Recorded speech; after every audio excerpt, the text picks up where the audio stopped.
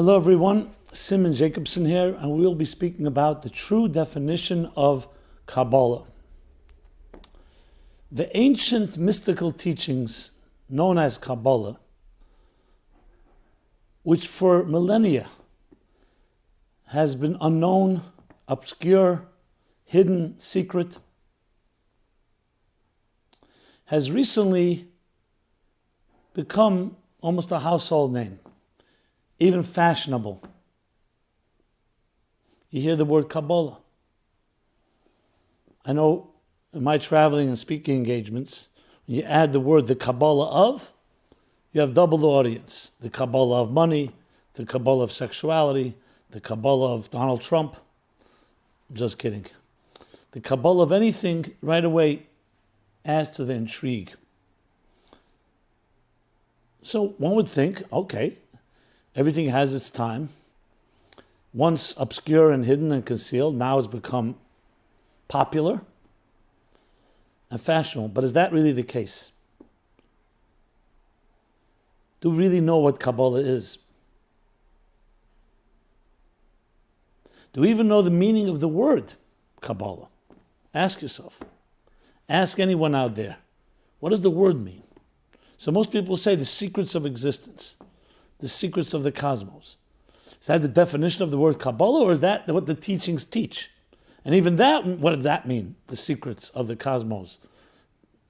So we will be speaking about this, obviously. And the reason I'm discussing it now is because tonight, New York time, where I am, in Israel it's already begun 6-7 hours earlier. In Australia, it's almost the end of the day, well, not quite. This Thursday, meaning tonight and tomorrow, is called Lag BaOmer, the 33rd day of the Omer counting, which refers to the 33rd day that we count from the second day of Passover, the countdown for 49 days to reach the 50th Zenith, Shavuot, the celebration of Sinai. If you're familiar with my book, The Spiritual Guide to Counting the Omer, and the app, My Omer app, very popular. It's become a guide for many people, a staple, as they travel through this journey, this 49-day step, personal refinement journey. So the 33rd day of this journey has a unique meaning, has unique significance. It is the day which we actually celebrate, even though throughout this 49-day period is considered to be a subdued time. We don't make weddings, we don't celebrate. Primarily one of the reasons is because the 24,000 students of Rabbi Akiva, who did not respect each other, died in an epidemic. So we honor that with a certain humility, not celebrating. But on the 33rd of the counting, 33rd day of this period, the epidemic ended. And the second thing that's connected with is Rab Shimon Bar Yochai, otherwise known by his acronym, Rabbi. I'll refer to him as that. The great Talmudic sage was also the greatest mystic of them all, the first mystic that codified, just as the Talmud and the Medrash codifies the oral tradition of law, and the Agadah, which is the homiletics, the parables, the stories, and so on. Rab Shimon Bar Yochai, codified it in the book called the Zohar, the Holy Zohar, the Book of Splendor, which is considered the classic magnum opus, the classic work of mysticism.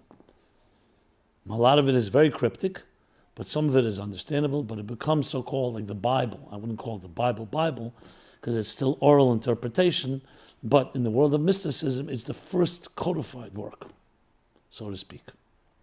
There are works, they say, preceded. One is the Book of Formation, Sefer Yetzirah, attributed to Abraham. You have Raziel HaMalach, the angel Raziel, attributed to Adam. But the Zohar goes down as the book that really establishes. It's a commentary on the entire Torah, but it has many different sections in it, and Rabbi is the author of that. He didn't write it himself. He had a student called Rabbi, who he dictated to, who wrote down, including writing down actually the narrative, the events that happened on this day when Rabbi passed away. But something unique happened. Rabbi Shimon Bar Yochai, this great sage, requested that his day of passing should be celebrated for the generations as a Yom Simchosei, my day of joy, because the day where my soul reconnected with God in the purest sense of the word, not unfettered by the bounds of the body and the limitations of the body. So ever since, Lag BaOmer has become a day of celebration, celebrating as Rabbi and requested, commanded, expected of his students, and that has become and grown through the generations, and that is why, if you go to Israel, you can see it online, literally hundreds of thousands of people make a pilgrimage in this 24-hour period to Miron, which is in northern Israel, where his gravesite, where his ohel, where he laid to rest. And they sing during the night and they celebrate exactly as he had requested. And this is a custom done all over the world in many communities. Why is this so significant? Well, why would there be a celebration more on this day than so many other special yard sites? Great people passed away, Moses passed away, other sages, even Rabbi Akiva, the great sage and teacher of Rabbi. Because there's something about Rabbi which is also shrouded in mystery that captured our imagination. And therefore, till this day, has some type of impact on us.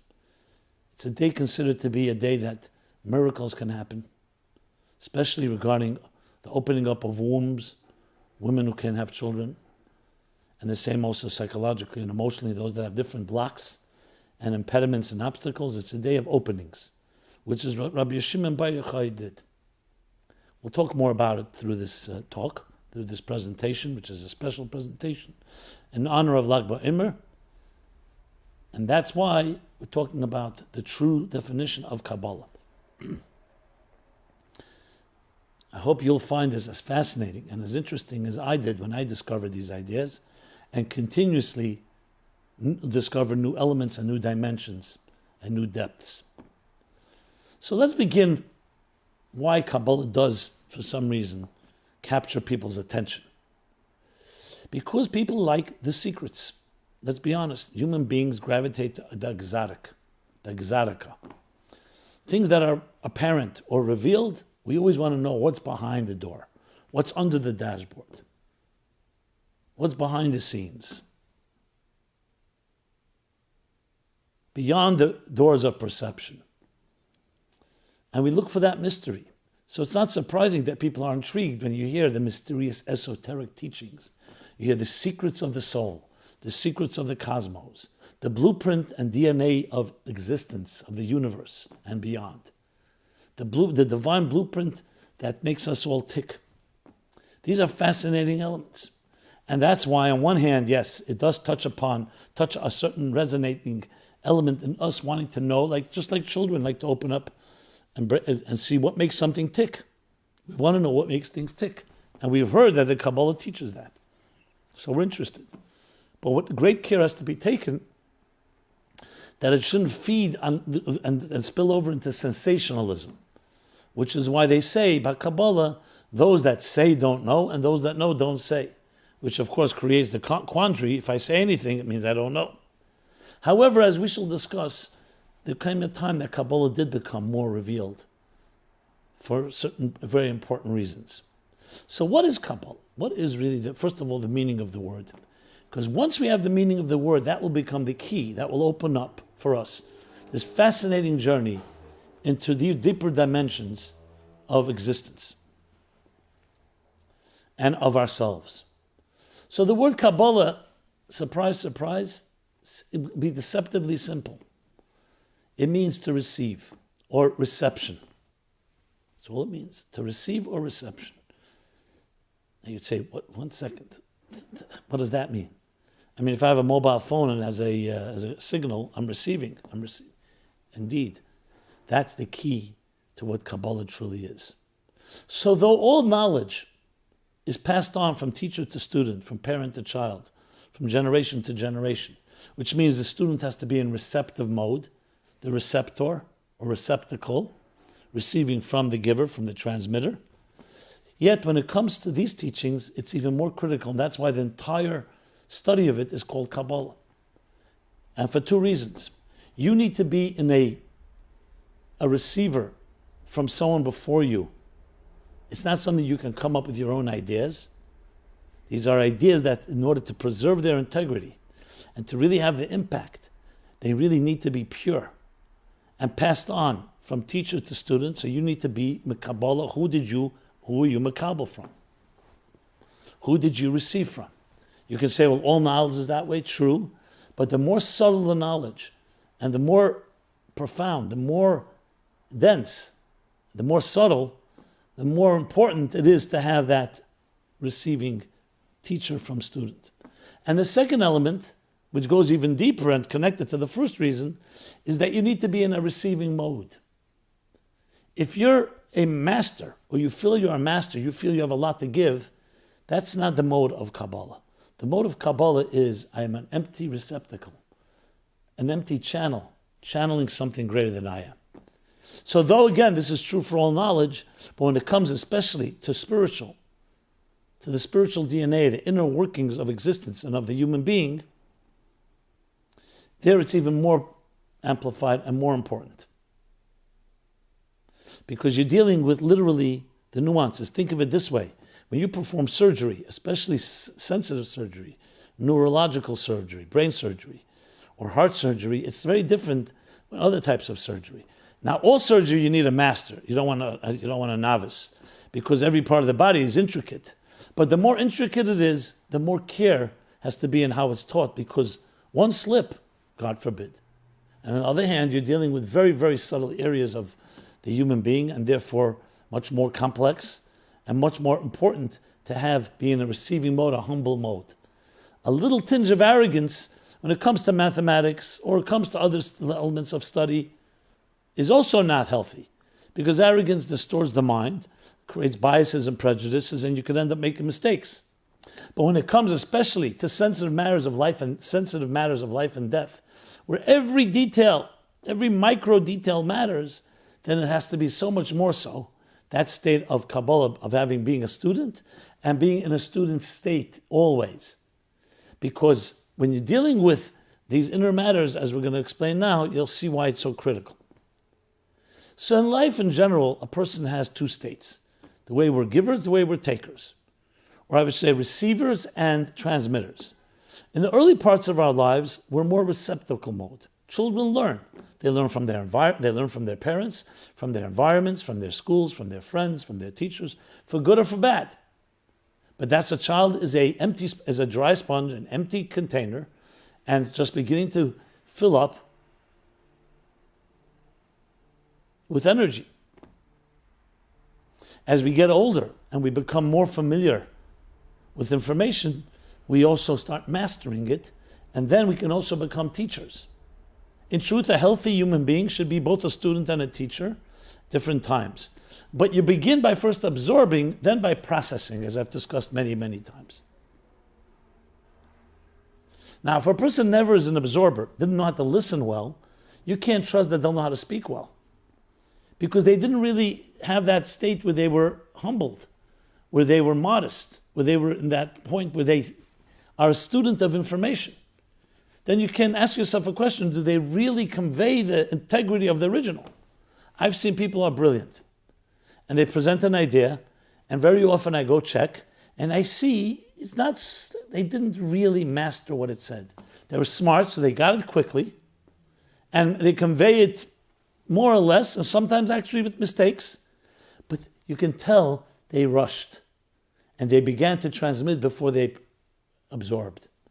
You want someone who spent many years absorbing, learning, apprenticing, residency, before they become a teacher. So that is critical, as I said, in all aspects of life, but especially when you're dealing with the secrets of and DNA of our souls, of our bodies, of who we are, then it takes on a whole new shape and form. Why? Because think of it this way. If somebody gets up there and is doing a course on real estate tips, or writing tips, or cooking tips, even if they have a tinge or more than a tinge of arrogance, you may say, you know what? I don't care about their arrogance. At least I'm getting what my money's worth. I get the tips. I don't care about the person.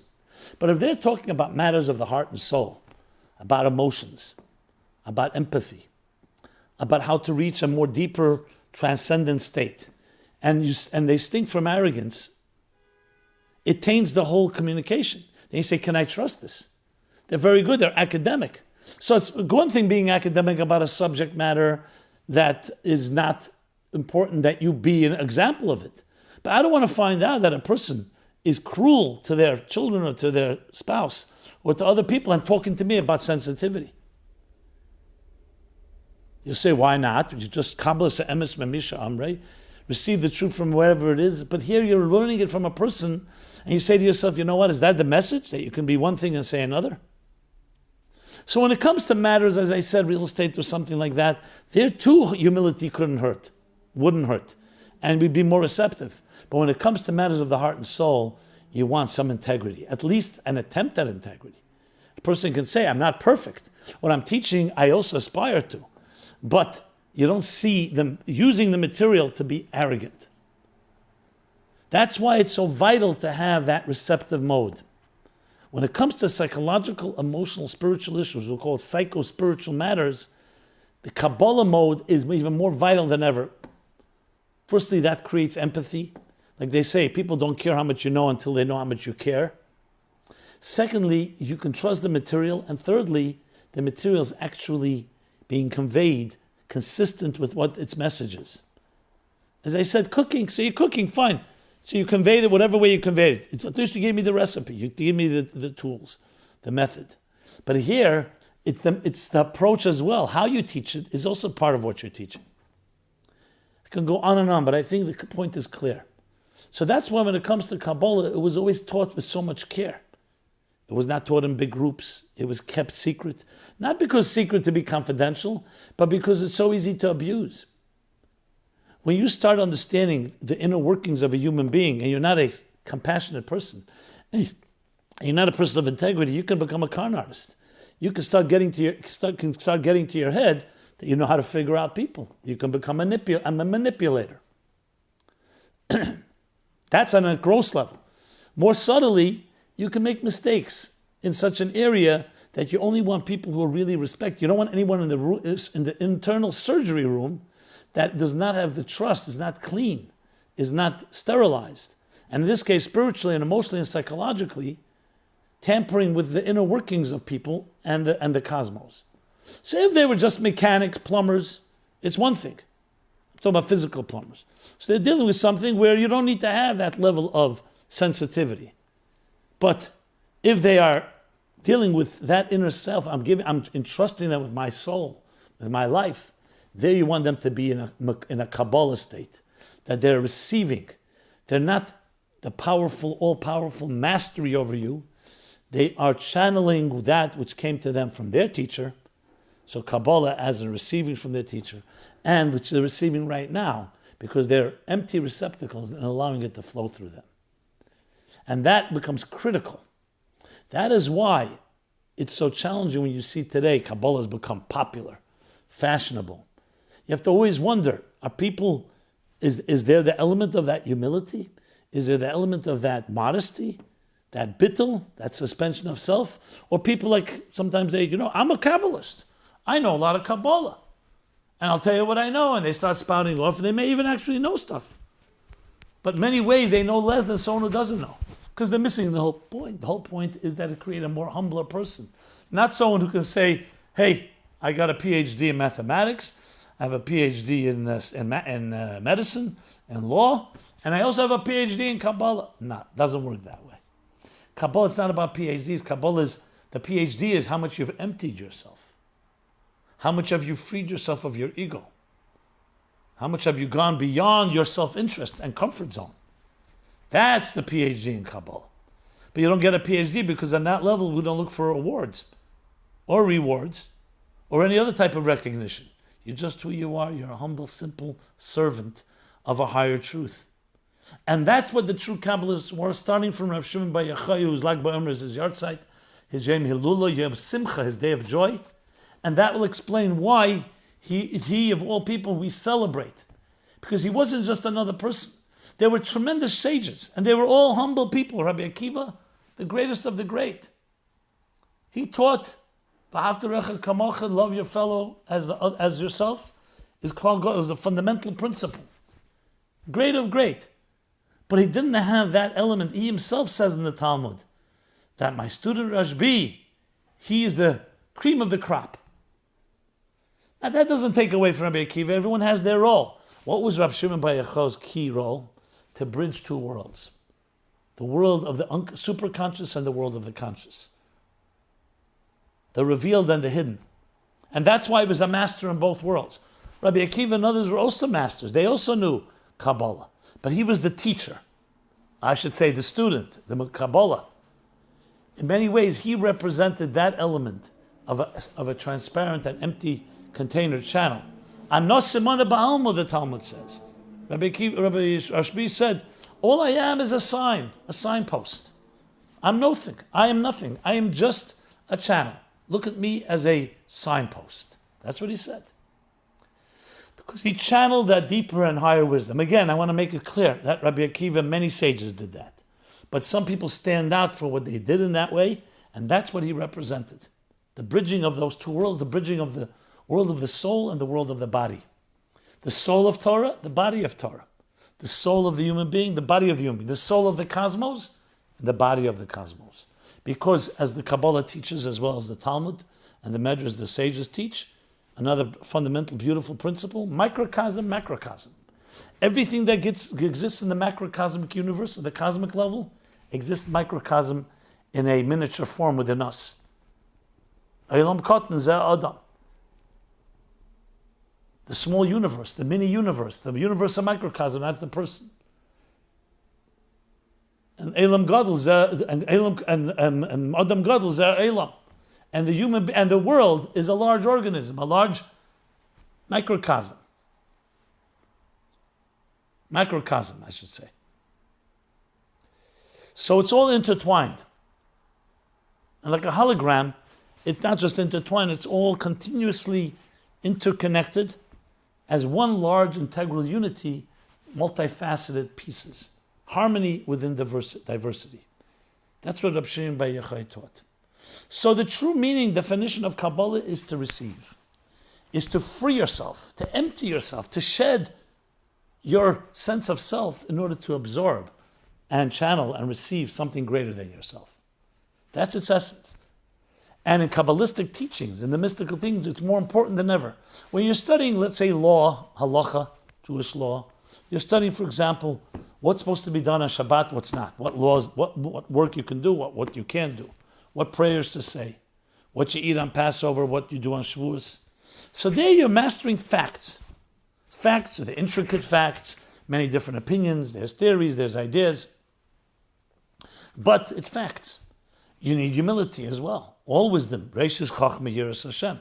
The beginning of all wisdom is awe of the divine, of something greater than you are. But when you're dealing with the inner dimension, the subtlety becomes so much greater. Think of it like this. When a piece of dust is on your finger, a little ego on your finger, a blemish. But if the little piece of dust is on your eye, then it's very irritating. The deeper you go inside the inner workings, every small nuance, every detail, every iota is so much more significant. That's why on the level of the DNA, of the cellular level, the microscopic level, then every little detail matters so much more. So in the Kabbalah, every little blemish, every tinge of ego, that's not Kabbalah mode, meaning receptive mode, will distort. It may not distort immediately, but in time. So that's critical for the journey. So when people say, I want to go on a journey to Kabbalah, the more you want, the less you'll have it. The Kabbalah, journey of Kabbalah requires stepping back and don't want it so much. You say, but I do want it. Get the I out of the sentence. Not I want it. You want to experiencing something greater? Free yourself. Of what? Of your ego. Of your determination even. Just become a humble, simple person. And you know what will happen? These vistas will open up for you. It emerges. You cannot acquire it. Trying to force it goes against the whole nature of it. Try to force the petals of a flower to open. Try to force a child to come out of the womb prematurely, God forbid. It needs the time to develop. It needs time to emerge. And it's a process. It's a process and emergence that we need. And we need the humility, the Kabbalah state of being, where you're in a receptive mode, where you're not the giver, that you're not the acquisitioner, the acquirer, you're not the buyer, the purchaser. You are in a receptive mode, and then it emerges. Abraham went searching for God. He realized by process of elimination that it's not in his own environment. His father was a massive, major idol manufacturer. You need a god, an idol, I have one for you. Abraham at young age realized it's a whole bluff. He realized these idols made of wood or stone or metal were meaningless. So he rejected the world of the pagan world of his father and of his community, of his society. He began searching. How do you search? You start saying, okay, it's not that. What may it be? He went out into the meadows, into the fields, into nature, looked around. Beautiful nature. So the sun, the moon, maybe it's that. Then he realized the sun sets, the moon sets. They're just part of the same creation. They're just bigger, more distant, maybe more awesome. And he came slowly to a process of elimination, saying, it's not this, so where is it? The stars, is it beyond the stars? And then he came to the big epiphany, the realization. I'm looking for my creator. I'm looking for God. I'm just a piece of the whole creation. If there's indeed a creator, I'm one little piece. How could the piece define the whole? The whole defines the piece. And he realized the actual search was undermining his ability to truly experience it. Of course, you could experience some levels of transcendence. But when he discovered that, he has to let go. And then what happened? You know what happened? It emerged.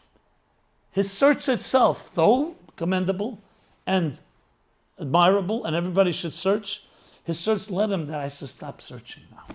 Maybe just let it emerge. Let me close my eyes, my ears, my taste, touch, and smell. Let me stop using my aggressive faculties and resources and senses, and let me see what happens. And that quietude, in that silence, God emerges.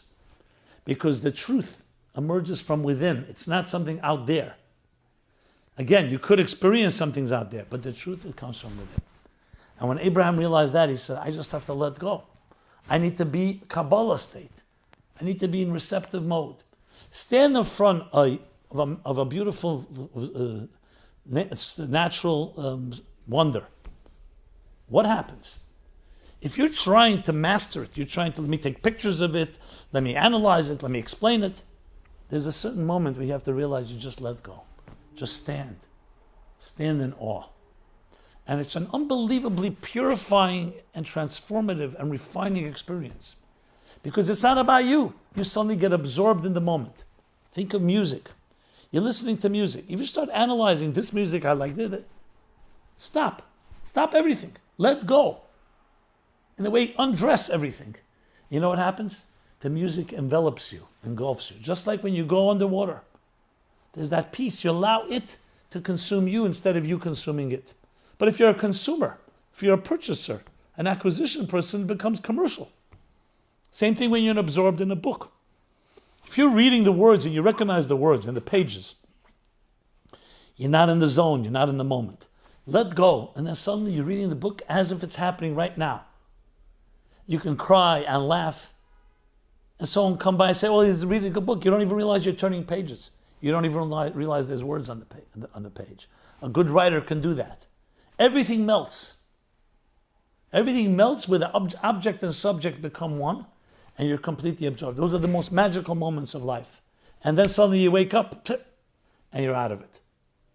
The same things when we're in love. When deep love, the passions and throes of love. What is the ultimate experience? A loss of self. Completely melting and absorbed in the experience. We wish we could have much more of that. But we're human beings that do live in a world of duality and are not always blessed to be able to come into that place where you melt into the experience.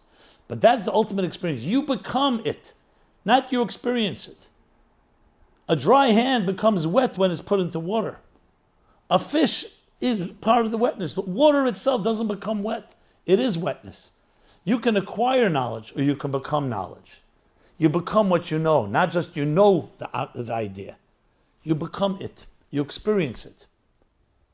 And then initially you experience it, you're here, and you're experiencing something. Then they come into one. Rabbi personified this type of seamlessness of all of existence. And he lived on that level. It was a very sublime and very pure level. But the mission and goal was not to remain there, was to enter a world of duality, a world of pettiness, and there repair.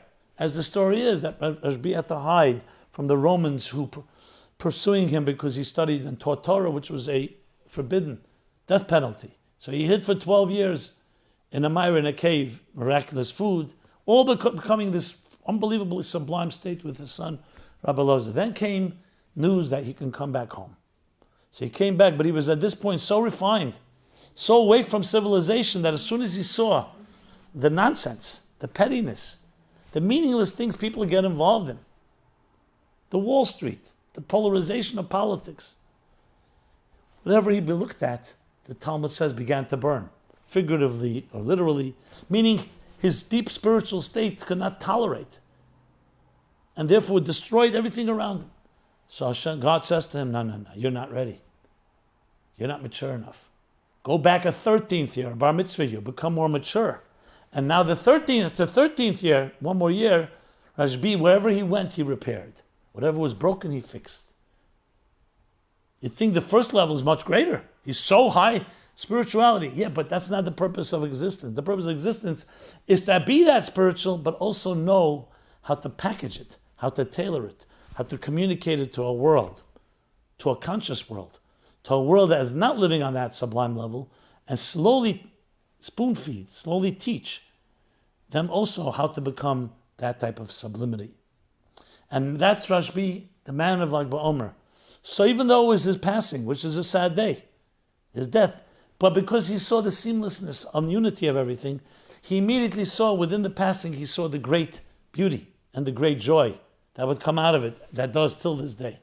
Similar to his teacher, Rabbi Akiva, actually. The Talmud, the end of Makkah says, the whole tells an interesting story. Rabbi Akiva and his colleagues were standing and looking at the Temple Mount. And they were bemoaning the fact that the destruction of the temple, they saw fox running out of the place that was once the Holy of Holies. The Holy of Holies, fox, a wilderness. It became a desolate wilderness. So his colleagues began to cry because it was the fulfillment of the tragic fulfillment of the prophecy. The temple would be destroyed for the sins of the people.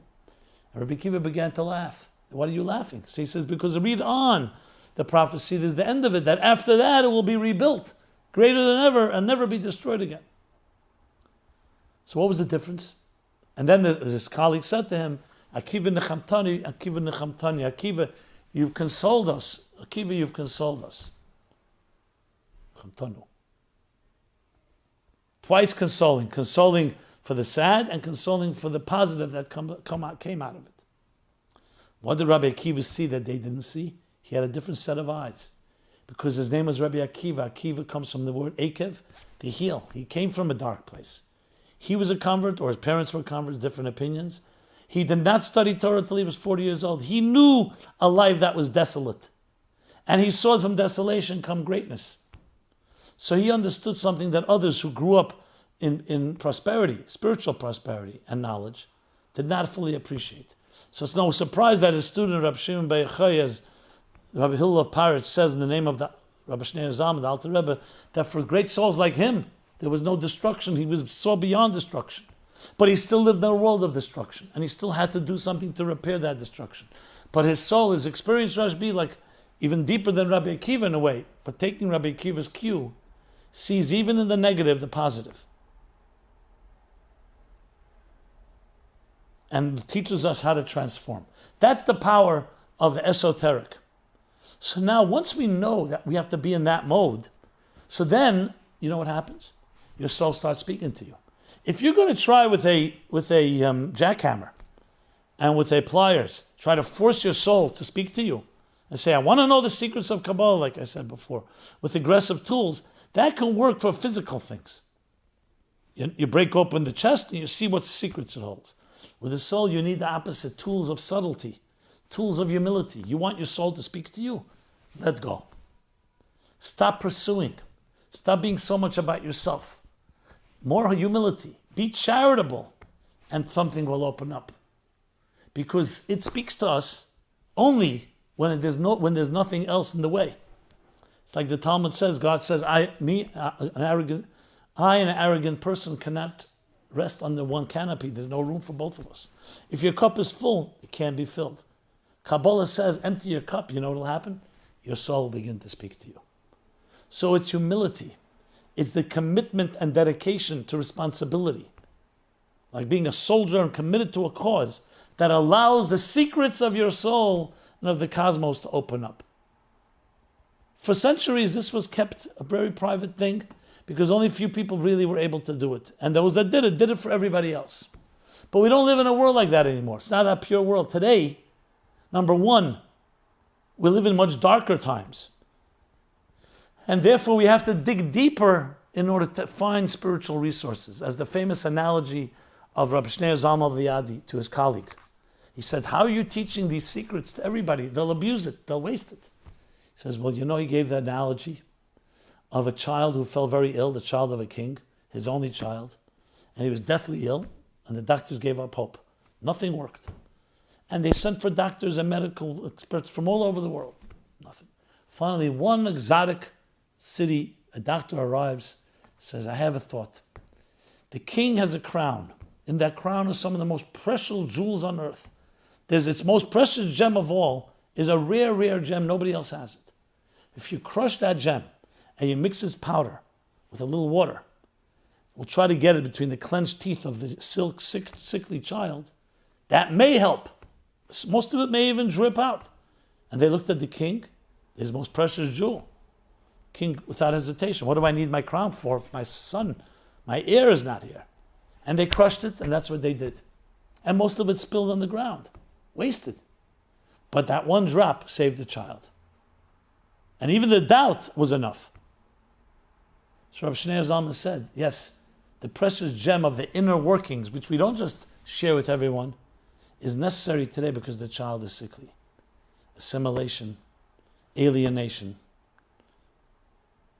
disorientation. Everything that people experience today when it comes to spirituality.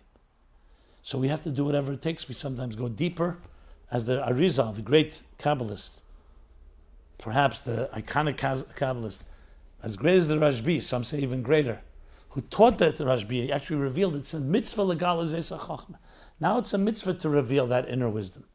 And the Baal Shem Tov took it a step further when he heard from the Messiah that when will you come? He asked the Messiah said, when your wellsprings, not just your waters, the wellsprings themselves, the essence, their source itself, will be disseminated and spread outward to the farthest outskirts. And Hasidic teachings, which is essentially Kabbalah for the modern time, developed, Rabbi Shneur Zalman Liadi developed the Chabad system of making it understandable even to the animal soul, meaning with examples and metaphors and analogies that we can relate to these deeper spiritual concepts. In many ways, that reveals even a deeper dimension if you're able to do that. There's a risk, but I said it's life and death. And it's also a foretaste of what will come in the future in the Messianic age. Where even children, like in the time of Rabbi, will be able to relate to the deeper workings of the soul. So today, ironically, though we're not on the level of the people in the previous generations, but we have much more revelation of this, but it still has to be taught with care. As the Tzemach Tzedek and others write, it's very important to speak about it with metaphorical language. People shouldn't take literally many of the Kabbalistic analogies, which are from human beings. And to teach the esoteric, teach the subtlety of it. As I said before, if you have that Kabbalah mode, you teach the subtlety of it. And what do you discover? Unbelievable insights. And yes, secrets of the inner workings, the inner schematics of the spiritual genome of the human being and of the cosmos. I've spoken about some of these matters at different times, and it literally opens up a whole new dimension of who you are. Youth may think you are arms, legs, body, limbs, organs, but we know today the human body is made up, all those are made up of underlying tissue and muscles and nerves and skeleton. You go even deeper inside there, you find the circulatory system, the nervous system, the neurological system, to the point of the cellular level, to the point of the chromosomes, the DNA itself. Things that are invisible to the naked eye. Same thing in the macrocosm, also in the microcosm. Everything of substance is made up of elements of molecules of atoms of subatomic particles, subatomic, and who knows how far down the rabbit hole you can go. And all that teaches us that when you go into the inner workings, it's a whole new reality. All of technology is really a revelation of the inner, you could say, of the esoteric, which is not a surprise. The classic Zohar work that I mentioned from the Rabbi actually says in one of the chapters that the year, which corresponds to our 1850,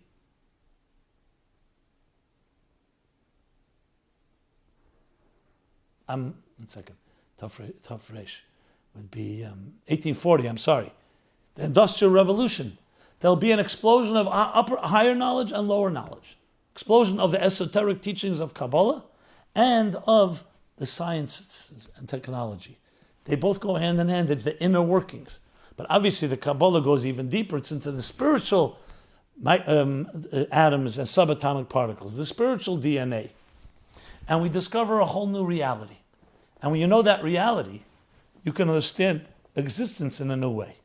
You no longer just look at surface level, you understand the forces that shape the surface, just like meteorologists will tell you the systems, the pressure systems, the underlying forces, the winds and so on, that cause weather systems. The Kabbalists will tell you what's behind those meteorological forces. What's behind the human being's outer expression, the inner psyche. So yes, it's deeply therapeutic and deeply psychological and deeply spiritual. And the more you study it, the more you come to realize, look at the world from the inside out instead of the outside in. That's what Kabbalah truly is. And it opens up new vistas and unprecedented insights to be able to live life in a completely fresh and new way, with new possibilities. To be able to have healthy relationships and reach potential that many of us are not even aware of, because you discover those inner workings. But there's that prerequisite. You can't go there. It doesn't let you in unless the door opens, and the door can only open by you putting yourself aside and allowing it to emerge. And then you'd be surprised what happens. So we do that through study, where you put yourself aside and just study. We do it through prayer, and we do it through good deeds, through charitable acts of compassion. The more refined you are, the more humble and modest, the more selfless and put yourself aside, the more this emerges. But obviously studying it gives you the information. So my friends, on this Lag BaOmer, which is the door, is a bridge, and I would say a door opener. It opens up a window, a door to a new reality. We have the opportunity to enter there, but through that humble attitude. We celebrate with children on Lag BaOmer. Not a surprise, because children are exactly that. They're the best who we are, the egoless, the selflessness. Now children could, yes, be arrogant, but they usually learn it from adults. But children also have that innocence, that simplicity. We need to be like children on Lag BaOmer, and then carry it over to the rest of the year. So to give one example, because there's so much, one example. One example is a whole discussion in the Zohar, in the esoteric teachings, about the idea of what's called moichas tima. Moichas tima means the concealed or the hidden intelligence. What some would call subconscious, unconscious, I like to call supraconscious, because it's beyond conscious. Moichas tima. That's an area that we don't have direct access to. However, the conscious mind does have access. How does it have access? A small little window opens up between the two, where we cannot see that window. An idea settles in or enters your consciousness. Where did it come from? You say where? That's bittul, koyach ma. The power of what? What was that? So based on the Zohar, in several places, Hasidic teachings explain that this bridge between Chachmas Tima and Chachma Gluya, which we call superconscious intelligence, conscious intelligence, is that bridge, that faucet that regulates the flow, like a valve, can be opened through two ways. One is through effort, and the second is through, you name it, selflessness, bittul, Kabbalah sale, where you just commit to the cause. You cannot open it with arrogance. You cannot open, on the contrary, that will make it even closed even deeper. It's like you see, sometimes you'll see a child hiding, and you go aggressively to find the child will run away. A flower will open when you allow it to open. If you try to push it, the flower can maybe even tighten up. So it's the process of letting go that allows that door to open up. The effort, which means diligence, not just automatically hoping that it'll just come to you, and a type of commitment and selflessness. It's one thought that comes from the Ozar's teaching, is explained, as I said, in Hasidic thought. There are many, many others, and they map out everything about us. In my book, The Spiritual Guide to Counting the Omer, the ideas that are based there are from Kabbalistic and Hasidic and Kabbalistic works, ultimately based on the Zohar, how each one of the spheres is another divine attribute that turns into a human faculty. And when we refine it, and we just don't give in to our natural instincts and impulses, but we refine our chesed, our kindness, and our gvura, our discipline, and our compassion, and our ambition and determination, and our humility and yielding, our bonding and our dignity, you align yourself. These are esoteric ideas, but it shapes who you are as a person. But it's all the prerequisite for all of it is the selfless humility, the bittul, the Kabbalah, that's so much part of it. So on this day, it's a great idea to actually study something. You can go online, meaningfullife.com. You have different, just look up Rabbi or Lag BaOmer or Zohar, Kabbalah. Study something, read something. But also make a commitment to yourself, to your soul, to the soul of these teachings, that you're going to try to discover more. But do it not in this aggressive manner. Commit to it and stick to it. But stick to it and commit to it in a humble way. Meaning not that I want it, but it's necessary. It's necessary for me to grow. What better way to celebrate? Celebrate with our children, with our grandchildren. Go to the park, people go to parades. But celebrate the bridge between the inner and the outer, because ultimately the world in which we live is the tip of the iceberg. We don't really see the inner workings. The more you get connected, the more you connect reality. And the more that has a ripple effect on people around you, on your friends, on family, on strangers, and then ultimately in the world. And yes, it enhances relationships. It improves them infinitely. Because you start looking at life from a different way, not from the outside in. What do I have? And then let me figure it out. What do I do? And then let me figure out who I am. Who are you? And then let that dictate what you do. Figure out why I'm here, purpose. And that dictates your activities. So may Lag BaOmer open up these channels of blessings from Rabbi to all of us, to each of us. Please know that Meaningful Life Center is here for you. We're partners. Access, take advantage, make use of all our rich resources that are on our website. And please stay in touch in every possible way. Connect with us, share, like, pass it on. We're here every Wednesday. This is a live program, but it's archived. You can download on iTunes, podcasts, however you wish. We're on all platforms. And please send us your suggestions, ideas, feedback, thoughts, rebuttals, questions. I said questions. Thoughts. And everyone should have a very blessed week, a week that connects the inner and the outer. And b'schus and the merit of Rabbi should serve us all well, as Rabbi said, that you can rely, like the colleagues of Rabbi said, you can rely on him when things are pressured. And Rabbi himself said, I can redeem you from judgments. May he redeem us from all judgments. May we be redeemed in the general sense, personal and global redemption, in the merit of this beautiful and powerful day. Everyone be well. This has been Simon Jacobson, meaningfullife.com. Thank you so much.